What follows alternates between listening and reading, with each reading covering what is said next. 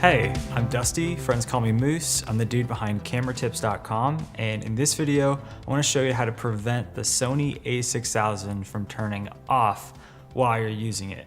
So one of the things I noticed right away is that because of the poor battery life on this camera, Sony tends to turn off things after about a minute.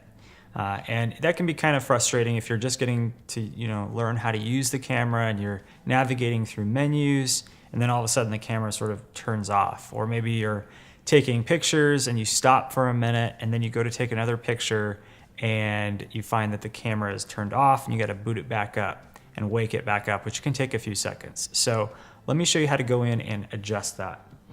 On the back of the camera, go ahead and enter into the menu. And we're gonna go over to the very last tab, page 2, and then towards the very bottom here, we have an option called Power Save Start Time.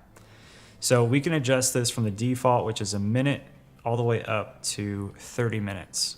Now, the one thing I'll have to caution you is by doing this, the camera is just gonna stay on until you turn the camera off on top of the camera by switching it like that. It's the one thing that you have to keep in mind when setting that option in camera, but it is really handy if you're taking a bunch of pictures and you wanna leave your camera on and you don't wanna have to wait for it to boot back up.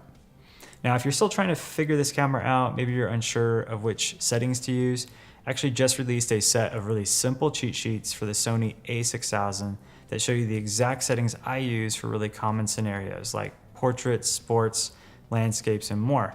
You can kind of think of them like recipes. I show you the shooting mode, the exposure settings like aperture, shutter speed, and ISO.